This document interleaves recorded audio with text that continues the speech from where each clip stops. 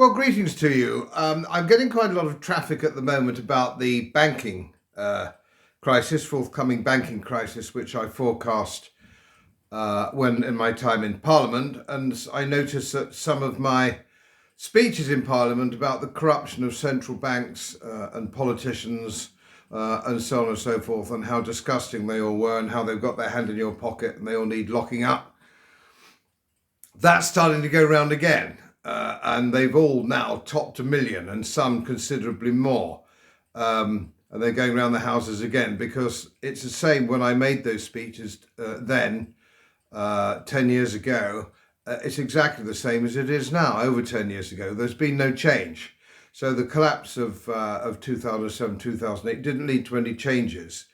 It has led to a few changes in Basel III, which I've mentioned before, on banking reserves. And I've done other stuff on that, and I don't intend to go any further down that route, but that's something that has happened. But the banking system is in crisis and fiat currencies are in crisis.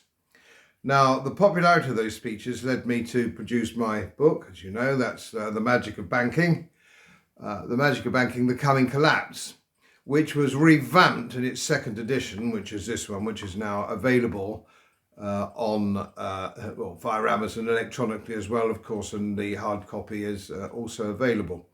Some of the graphics, which were done by young city volunteers, and I thank them again for that, are a few years now out of date, but it's not the point.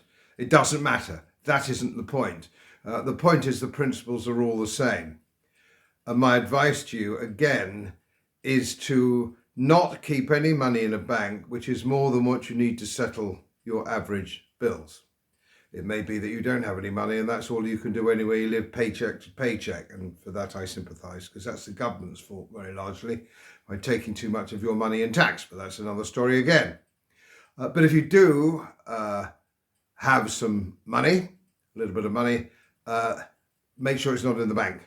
And I would argue at the moment, with the risks coming down the path, I wouldn't have them in bonds or equities either, but that's your decision. I'm not suggesting where you should go with that kind of thing.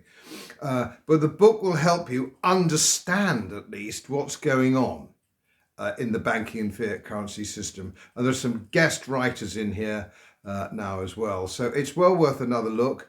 It's sold at cost. It's not for profit. Like anything on my website, it's not for profit. It's just got to break even, roughly speaking, break even. And that's as good as it gets. And I'm happy with that. Yeah. Have a look at it. It's as cheap as the cost of a couple of pints. It's probably the cost of 1 pint if you live in London. So anyway, I do answer questions on it eventually if you get to me, if there's anything you don't understand. But frankly, you'll find my website really covers everything in great detail. As most of you know, my work is very heavily independently research-based.